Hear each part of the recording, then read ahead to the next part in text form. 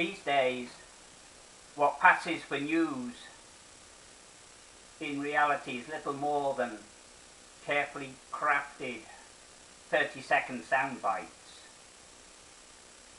From these sound bites, it seems that everyone has an opinion without even realizing how much they are being manipulated. The only way really to know what is going on is a thorough investigation of all the facts. Of course, not everyone has time for that, but it's usually useful to look behind the news if you want to have an honest opinion on an issue. The one I want to address now relates to the modern state of Israel, and it's somewhat appropriate as well because now we're coming up on 100 years to the start of World War I, and that saw enormous changes in how the world was divided up. The common perception that people have is that all of a sudden in 1948, untold thousands of Jews were brought out of Europe, displaced the Arab population of the then Palestine, and took over. So let's look a bit more at history and let's see what was going on. It was the best part of 2,000 years ago. Rome was pretty powerful and didn't like the idea of the rebellious Jews. In fact, the Jewish revolt had taken up approximately half of their army to quash. They ended up expelling the majority of the influential Jews. We find much evidence today that many who had remained behind because of their love for the land under the Muslim conquest had continued to practice their Judaism in secret. Certainly genetically we can see the links, and today outwardly they are Muslims, but they do continue with certain well-defined Jewish customs, as well as maintaining Jewish artifacts and religious artifacts in the family. But let's fast forward to 100 years ago, and Turkey, which for quite some time had been known as the sick man of Europe, their empire was known as the Ottoman Empire, which at its height had extended from the Balkans, all through the Middle East, down into the Arabian Peninsula, and across North Africa. It was interesting even noting in Anna Karenina by Leo Tolstoy, that was published in the 1870s, there's a little reference there to the trouble in the Balkans, something that we still hear about in the news today. But Turkey was much smaller, and when they allied themselves with Germany with World War I, the French and the British saw it as an opportunity to do a bit of land grabbing. So with the defeat of Germany and its allies, the world had to be carved up in a fashion that suited the victors. At the time, of course, people said that World War I was the war to end all wars, although some of the things that went on in its wake, you might say that it's the war to start all wars. The French were given the mandate by the League of Nations to administer the area now known as Syria, or perhaps more accurately than Greater Syria, because to give protection to the Christian minority, they also established the modern state of Lebanon.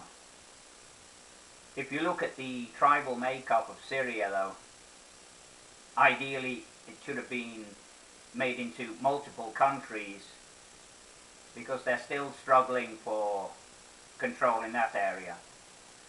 The British were given the mandate over what was called Palestine and Iraq. Iraq, of course, subsequently became an independent country, and the British, for reasons that went unchallenged by the League of Nations, cut off from Palestine all of the area to the east of the River Jordan. That's approximately 78% of the area under their control. They did, however, continue with their mandate, which was to establish a Jewish homeland in the remaining area to the west of the Jordan. Now, as regards the idea that the Jews came and displaced the local population, one only has to look at the last names of the Arab families to see that many have their origins from way down in the Saudi Peninsula, from Egypt, Syria, modern-day Lebanon, and others, as I mentioned briefly earlier, they are the converts to Islam of the Jews who were there originally. There's also, of course, with the 1948 War of Independence, the outcome being basically that Jordan illegally grabbed the area that they subsequently renamed the West Bank, and Egypt retained the area known as the Gaza Strip. As a result of Arab aggression, the Jews seized control of these areas in 1967, and although there are people who talk about illegal settlements, the reality under international law is that at best these areas can be called disputed, because in order to be called a conqueror, you have to have taken it from a legitimate entity. And as we know, Jordan's occupation of the West Bank / Judean Samaria was not recognized by the nations of the world, save a few. Well, that's the basic rundown of history I would urge you, of course, to go further into checking maps, the exact wording of agreements, etc. Because there also, a word can make a lot of difference. I've had people say to me that Resolution 242 of the United Nations of 1967 said that Israel had to withdraw from all the occupied territories. No, it doesn't. It says withdrawal from territories occupied in 1967 and the establishment of safe and secure boundaries. So you see, fine print, which isn't quite so fine if you want to take the time to look at it, does make a big difference to the situation, and maybe to your understanding of the rights and wrongs of the Middle East conflict, rather than watching these 30-second sound bites which are so carefully crafted, usually in an industry today known as Pallywood, because the news media is all too quick just to grab these visual images that have been put together by the Arab film industry specifically for the purpose of espousing their cause. Because 1948 the slogan was "Kick the Jews into the sea." This mantra continued until the 1970s. But then, under the advice of the North Koreans, who said, "The world won't buy that," they changed it to calling themselves a movement for national liberation. If you look at the emblems of the principal organizations, you'll see it's not this little bit of land that they're talking about, the West Bank. The land they want is all of Israel. If you listen to their television programs, they will have quizzes and name a city in occupied Palestine. It will include areas all to the west of the Green Line or the 1967 ceasefire lines. Tiberias, Akko, Haifa.